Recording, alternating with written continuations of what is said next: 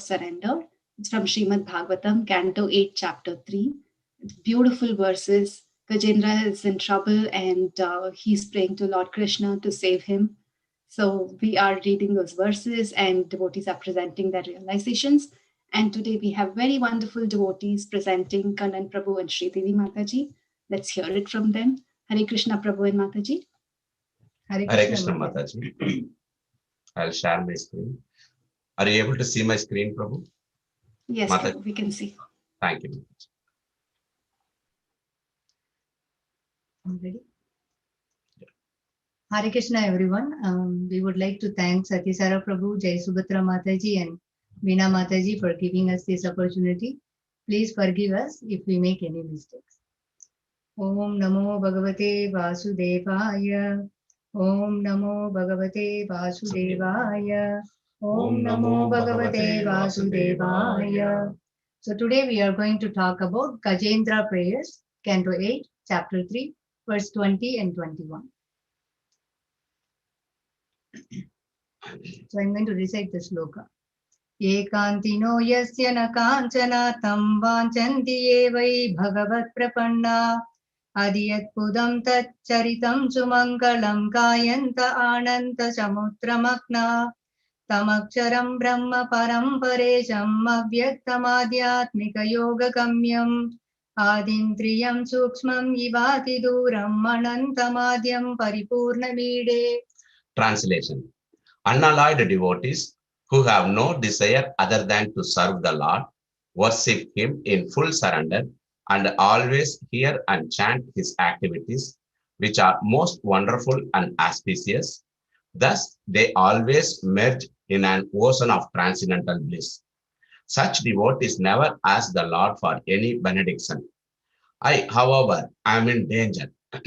Thus, I pray to the Supreme Lord, Godhead, Lord of the Supreme Personality of Godhead, who is eternally existing, who is invisible, who is the Lord of all great personalities, such as Brahma, and who is available only by transcendental Bhakti Yoga. Being extremely subtle, He is beyond reach of my senses and transcendental to all external realization. He is unlimited. He is the original cause and He is completely full in everything, and I offer my obeisances unto Him. So I'm going to start with my prayers. Om Ajnana Timirandasya Jnananjana Salakaya Chaksurun Militam Yena Tasmai Shri Gurave Namaha. Shri Chaitanya Manobhishtam Sthavitam Yena Bhutale Swayam Rupa Kadamayam Tadantisva Padantikam. Vandeham Shri Guru Shri Yatapata Kamalam Shri Gurun Shri Vaishnavamcha Shri Rupam Sagrajatam Sahagana Raghunathanvitam Tamsa Jivam Sadvaitam Savadutam Parijana Sahitam Krishna Chaitanya Devam Shri Radha Krishna Padan Sahagana Lalita Shri Vishakan Vitamcha. He Krishna Karuna Sindhu Deenabanto Jagatpate Gopesha Gopika Kanta Radha Kanta Namostute Tapta Kanchana Gaurangi Radha Vrindavaneshwari Vishabhanu Sute Devi Pranamami Haripriye Vancha Kalpa Tarubhasya Cha Kripa Sindhupe Evacha Patitanam Pavanebhyo Vaishnavebhyo Namo Namaha. Shri Krishna Chaitanya Prabhu Nityananda Shri Advaita Gadadhara Shivasadi Gaura Bhakta Vrinda. Hare Krishna, Krishna Krishna, Hare Hare, Hare Rama, Rama Rama, Hare Hare. So in this verse, it is specified Ekantinu. It means unalloyed devotees. So first, we will discuss about unalloyed or pure devotees. So in the purport, it talks about the pure devotees or unalloyed devotees. Anya Vilasita Sunyam, Jnana Karmati Anavritam, Anukulena Krishnanu, Silanam Bhakti Ruttama. So one should render transcendental loving service to the Supreme Lord Krishna favorably and without desire for material profit or gain through fruitive activities or philosophical speculation. So that is called pure devotional service.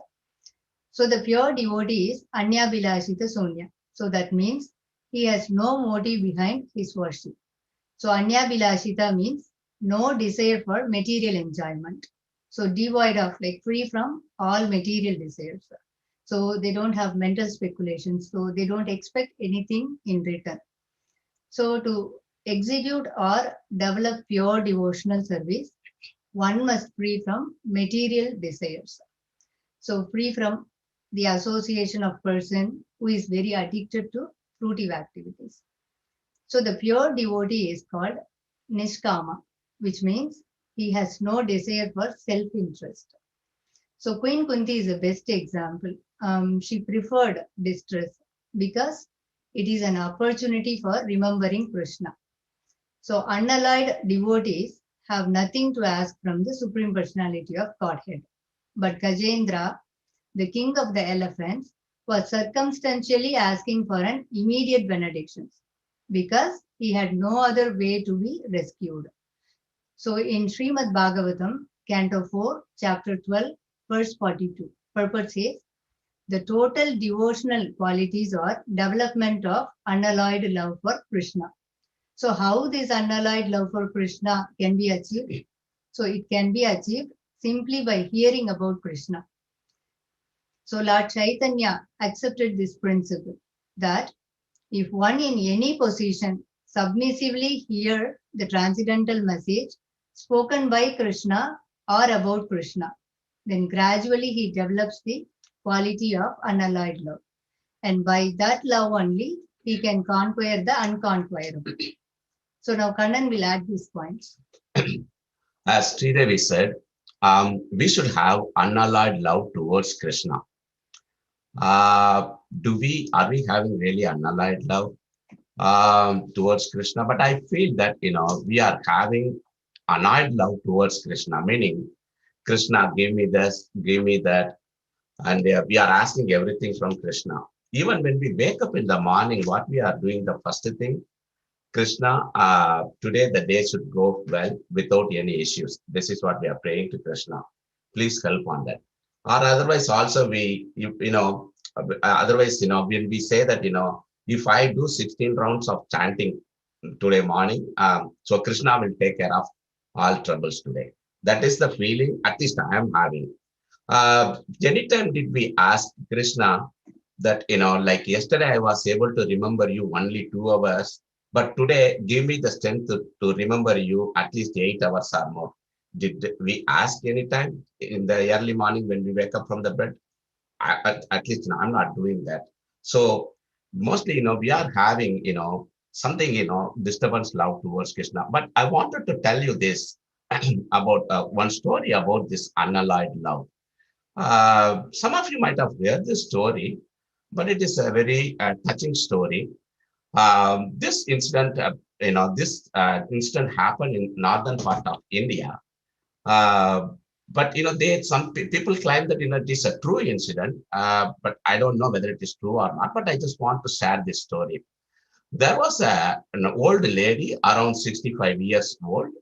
She had, she lost her son at his teenage because he met with a bike accident, and recently her husband also passed away.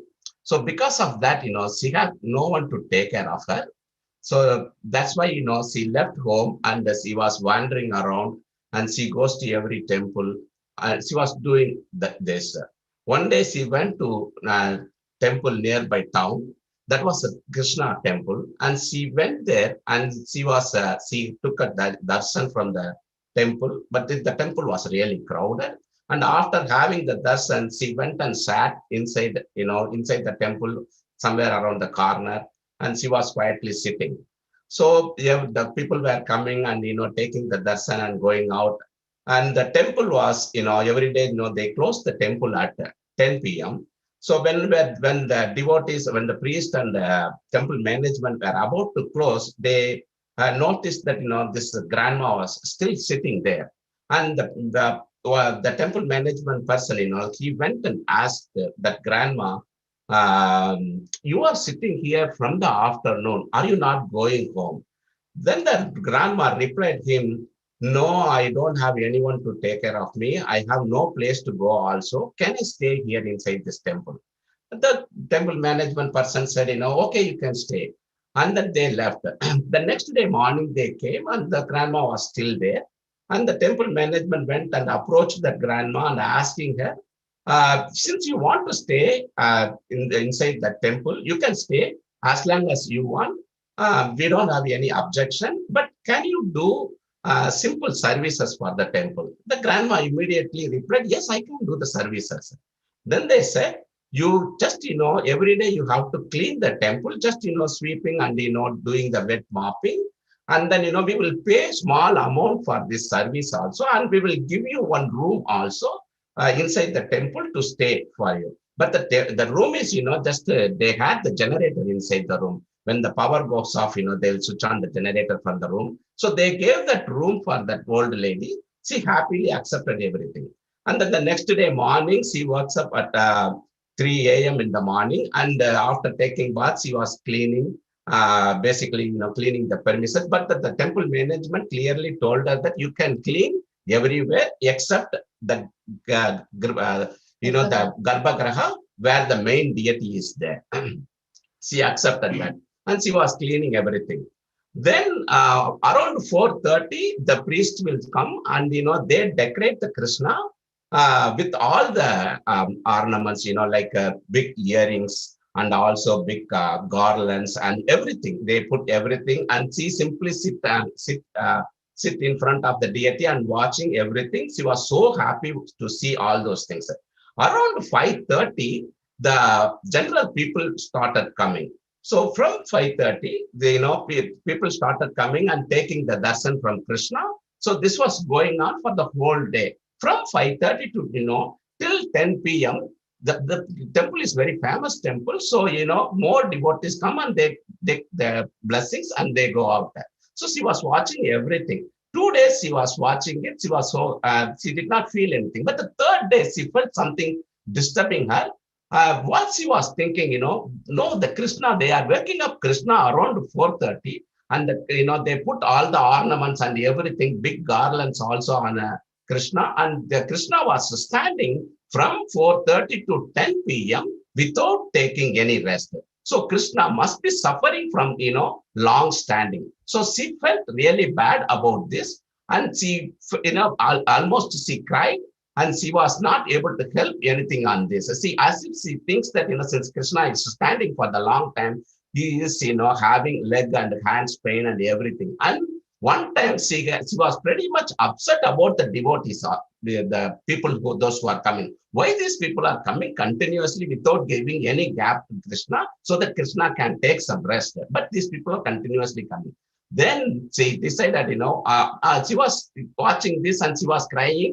And the third day, what she did, in India, outside the temple, they were having small shops where they can sell that, all the puja items and the garlands and everything. And also they sell some cosmetic jewelry items like, earrings and bangles and everything. And also they sell the deity pictures, exactly what is there in the inside the temple. They sell the deity picture in the photo frame or, wooden carved one or the clay one. So what she did, whatever the money she had, she went and bought that, the Krishna idol, which is made up of wood. This is just 1 foot long. She took the idol and she went inside her room and put that idol in the same standing position. And she put all the, whatever the cosmetic jewelry she bought it from the other shops, she was wearing everything on Krishna.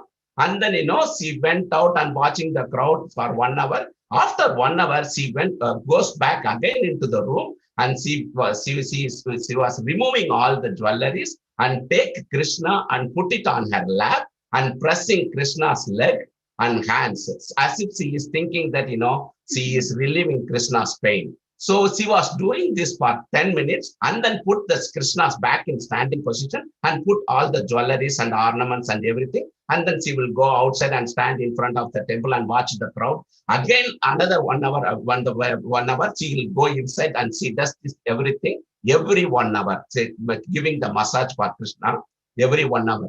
And not only this, at the end of the day, she gives warm water massage also, meaning, with the hot water, she chokes the cloth, and with the hot cloth, warm cloth, she gives massaging for the Krishna's body, especially hands and legs. So she thinks that she is somewhat relieving the Krishna's pain because Krishna is standing all the time. without any break. And also he was wearing all the jewelries. So this was, she was doing this for almost 13 years continuously. That means, every 1 hour giving the massage for 10 minutes, and every day night she was giving the hot water massage. After 13 years, one fine evening, when when she finished everything and she was about to go to the bed, Krishna appeared in front of her. And Krishna, after seeing the Krishna, she was speechless first. Then somehow, she managed. And Krishna was asking, saying that to the Lord lady, Mother, I am so pleased by your service. You took care of me as if you were son. Your love is, really unconditional love to me. I am so thankful to you. And also, because of this, you asked me any benedictions you want. The old lady replied, I have no, anything. I don't want anything. But I have only one wish for you, Krishna. If you fulfill that, I would be really, really happy. Krishna said, Mother, please go ahead. Then the lady told Krishna that, I really wanted to give the massage for the deity, main deity, which is inside the Garbhagriha. But the people, those who are here, they said I should not go inside. Since you are here in person in front of me, can I do the massage on your real legs? Will you accept this service from this poor lady?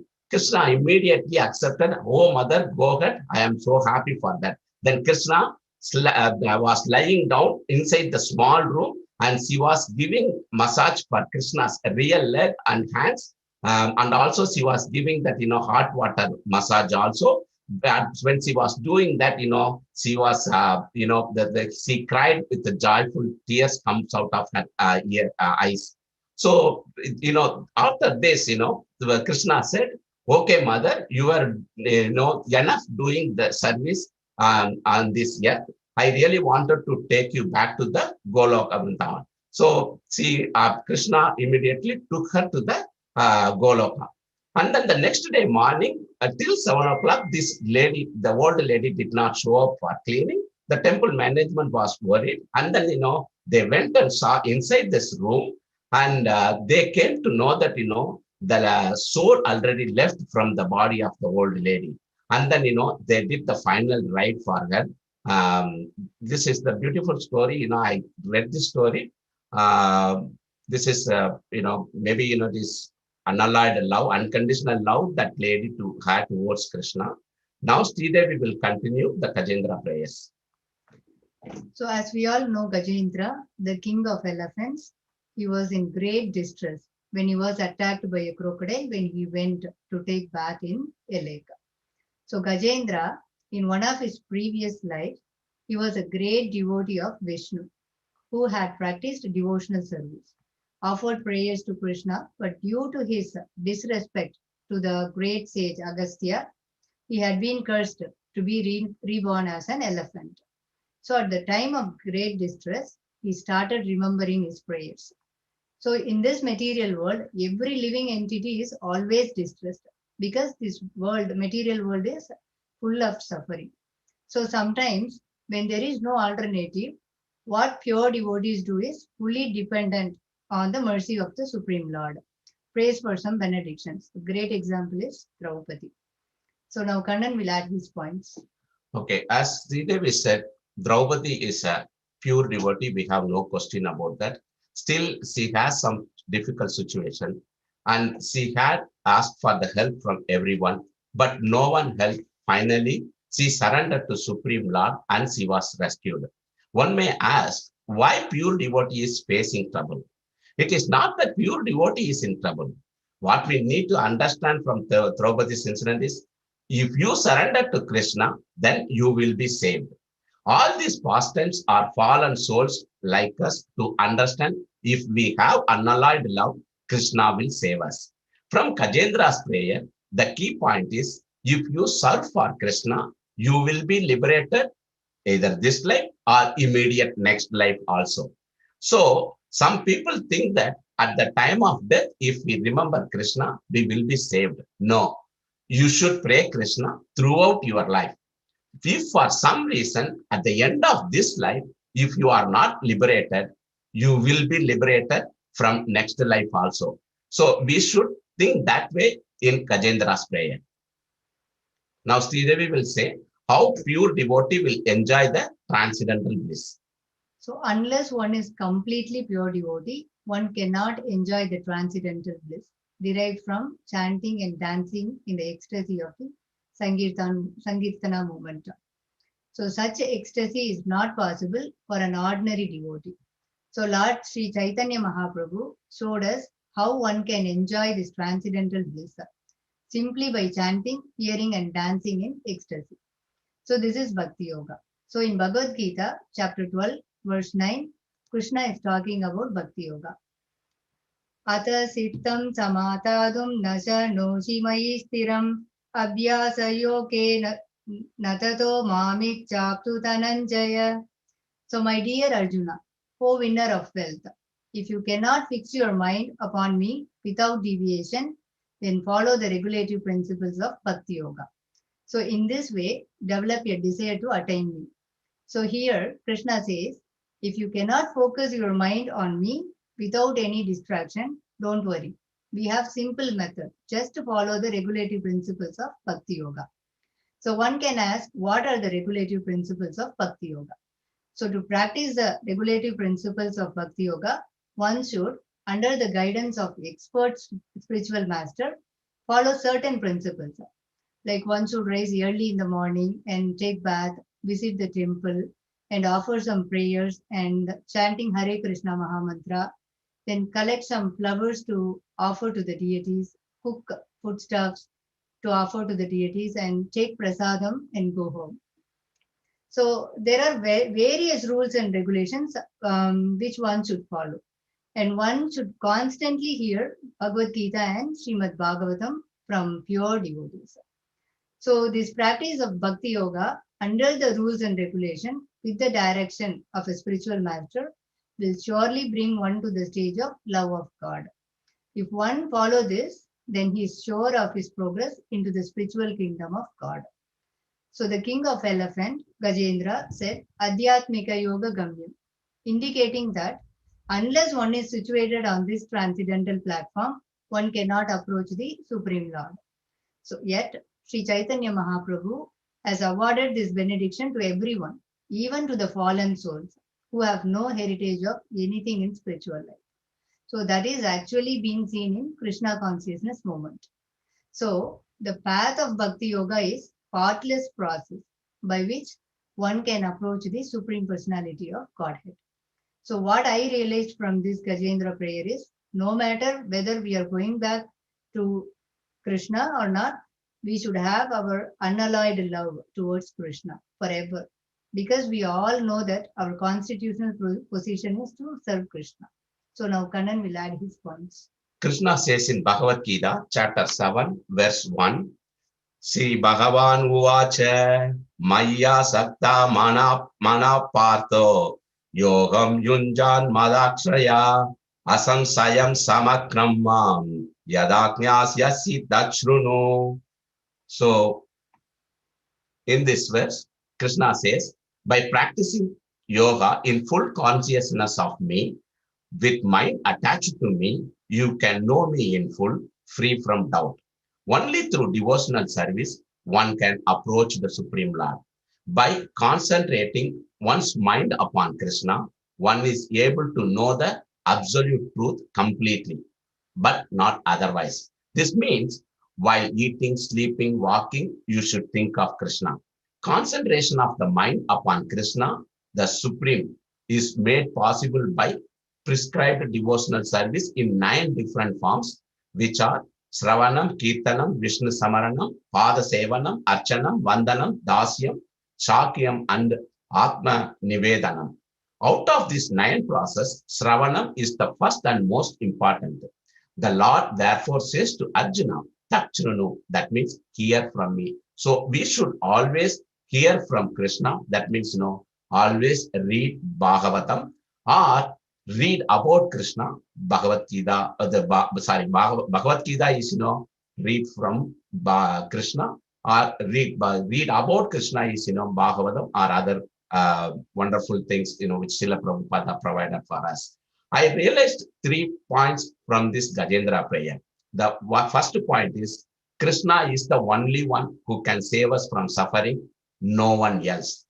Then the second point is when Agastya Muni cursed King Indradyumna in his previous life, Gajendra's previous life, the Indradyumna took it in a positive note that it was the desire for Supreme Personality of Godhead.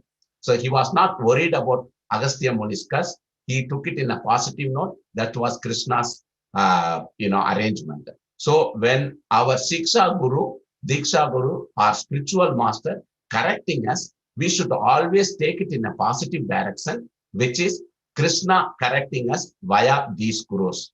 So that is the second point. And the third point is, if we have our default consciousness as a Krishna consciousness, at the end of this life, Krishna will take us back. If for some reason Krishna is not taking us, we don't need to worry. Krishna will give us rain check to make sure to pull us in the next life, even if we take any lower species of life, like how Gajendra got it. So this is my understanding about this verse. Thank you so much. If I, hurt anyone's feeling, I really, we both really apologize in advance. Thank you so much. Hare Krishna. Thank you. Hare Krishna. Hare Krishna Prabhu and Mataji. That was really very fantastic presentation. Very beautiful realizations, so detailed. And about unalloyed devotion, you all covered what is unalloyed devotion and what a devotee goes through. And Prabhu, your story was very heart-touching. About how selflessly she was serving Krishna was just very beautiful. Thank you very much for this class, Prabhu and Mataji. That was truly wonderful. With that, devotees, we would like to conclude the class today, the program today. We will see you all next week. Thank you for joining. Hare Krishna. Thank you, Hare Krishna. Kannan Prabhu and Mataji, fantastic class. Thank you very much. Hare Krishna. Amazing class, Kannan Prabhu. I'm blown away by your story. Heart-touching story, Prabhu. He said this story so many times, but